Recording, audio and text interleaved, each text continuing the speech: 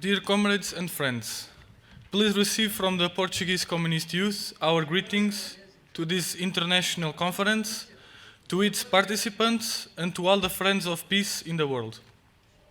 We are very pleased to participate in this conference, and we find very appropriate to discuss the issues of peace and solidarity in a city that has been the stage of one of the most recent examples of the brutality of imperialism that shows that imperialism has no limits in its crimes to achieve its goals of exploitation and domination.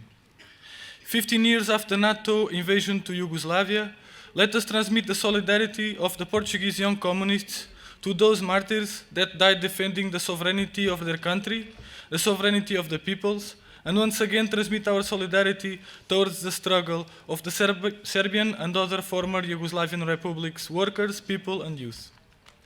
The NATO invasion of Yugoslavia was the first foreign military intervention in the European continent since the dramatic fall of the USSR and the socialist countries. It was the first demonstration that the propaganda of imperialism was nothing but a lie. The imperialists stated that with the end of the socialist countries and of the so-called Red Menace, a new world of peace would rise, with the USA and its allies having the role of policemen of the world, guaranteeing through the so-called and not innocent expression Pax Americana the dominance of the world, the repression of all those who raised up against its agenda, and the end of the conflicts caused by the Cold War. For those who believed in this propaganda, and that the source of the conflicts in the world was the socialist bloc, and that with its fall the world of peace would arrive, their hopes didn't last long. The Gulf War, the many interferences on the peoples, and the NATO invasion to Yugoslavia showed that, on the contrary, now imperialism is stronger than ever, and without the pressure of the peace and the peace-oriented policy of USSR, the United States, NATO, and its allies have now more appetite for the blood of the peoples, for dominance of the world, for the imposition of withdrawal of workers' and people's rights, for the imposition of the agenda of the great powers. The invasion of Yugoslavia was imperialism telling the peoples that now all those who stand in a sovereign attitude, defending their interests against the imperialist agenda, will face the consequences. And imperialism is not afraid of creating new devastating wars and promote divisions on sovereign countries, neither to impose in an anti-democratic way its policies of social step back. Since the beginning of the invasion, the Yugoslavian people received the fraternal solidarity of the true friends of peace. In a world where imperialism has such a huge dominance, all those who are in favor of peace have to know their side.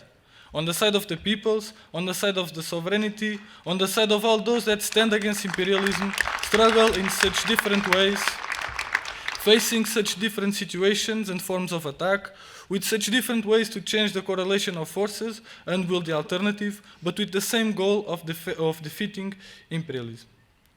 This is not a time for mistakes. Our side, the side of the peoples, is the side of anti-imperialism. After the invasion of Yugoslavia, imperialism has been deepening its attacks on the peoples. Without mentioning all of the interferences, direct support to mercenaries, the menaces against the peoples, the anti-popular policies made by imperialist governments, we can count a great amount of wars directly promoted by imperialism since Yugoslavia. Afghanistan, Iraq, and more recently the NATO intervention in Libya, the menaces and the destabilization promoted by imperialism in Syria, the menaces against Iran, the military pressure against Korea, the supports to attempts of coup d'etat in Latin America, as it's happening now in Venezuela, and now the very dangerous situation happening in Ukraine, with the support towards fascist groups to serve the agenda of imperialism in the region of Eastern Europe. The situation in Ukraine is a very dangerous one that needs a careful analysis. Using the legitimate discontentment of the Ukrainian people against the policies of Lukashenko government that are a consequence of the capitalist reconstruction that ruined the country, these fascist groups, supported by the European Union, are taking the power. They are promoting nationalist and racist laws and ideology to promote conflict. They are making an international disinformation campaign to associate these protests with some kind of fight for freedom and democracy and for the alignment with the West. They are disrespecting the sovereignty of a country. They are making these attacks to assure the dominance of a strategic position on natural resources and on the agenda of building a military siege around Russia. Aren't these some topics in common with the shameful campaign made against Yugoslavia before and during the invasion? As in the past, once again, imperialism has warned. If the imperialist agenda is not fulfilled by other means, the great powers are considering, and openly saying it, a foreign military intervention with the support of EU, NATO and the USA. Once again, comrades and friends, and as 15 years ago, we cannot mistake on which side we are. Not on any side of imperialist antagonisms, but on the side of the peoples, the side of peace, knowing that the legitimate aspirations for more democracy, for social justice, against the privileges of the great capitalists will never be fulfilled through imperialism, but always through the struggle of the peoples, through the path of sovereignty and peace. JCP is now preparing its 10th Congress that will happen on the next 5 and 6 April. Even with all of the preparation efforts, we are here to demonstrate our solidarity towards the Yugoslavian people and youth that we have from the beginning. When the NATO invasion started, JCP on the level of youth political organizations and PCP on the spectrum of political parties were the only ones firmly condemning the imperialist invasion. Other political forces were then pretending not seeing the situation and were having dubious positions to pretend they were on the side of peace and at the same time to not be confronted with the media propaganda against Yugoslavia and in favor of imperialism.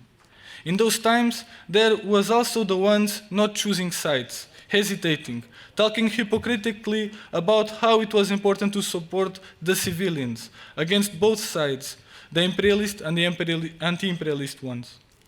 Those are the same that today have those kind of attitude towards the situation in Libya, Syria and Ukraine, hesitating on the condemn of the imperialist intervention and not standing genuinely on the side of the peoples, of peace and respect for sovereignty.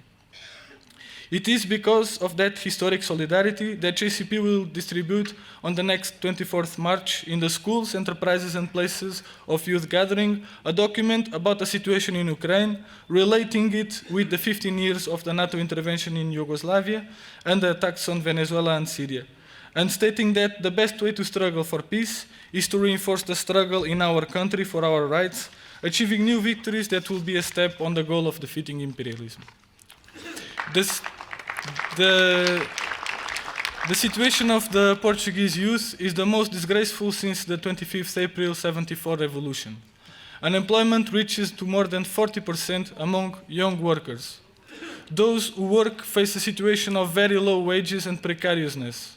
10,000 Portuguese per month are leaving the country for economic reasons, reaching emigration levels only comparable to those seen during the fascism.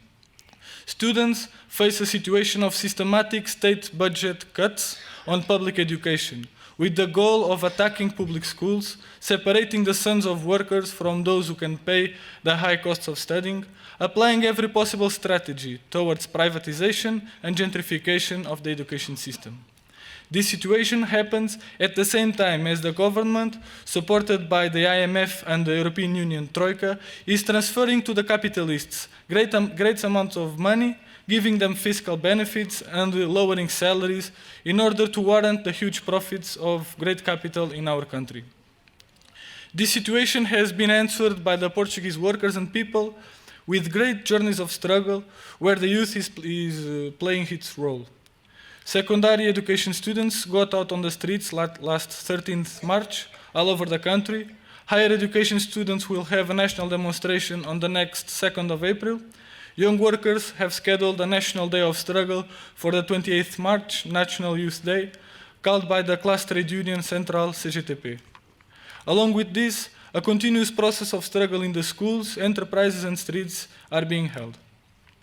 To reinforce the struggle, to reinforce unity in action in each country and in the international level, as we are doing in this conference, strengthening the solidarity bonds between all those who genuinely struggle against imperialism. This is the way to reinforce the struggle to defeat imperialism. Solidarity is a great weapon for the peoples. It is important to remember the struggles of each people against imperialism and also the crimes of imperialism against mankind. With the examples of the past, knowing that imperialism is a very powerful enemy, but also having full confidence in the great power of the people's struggle, we are certain that the way of the peoples toward peace will be successful. Thank you.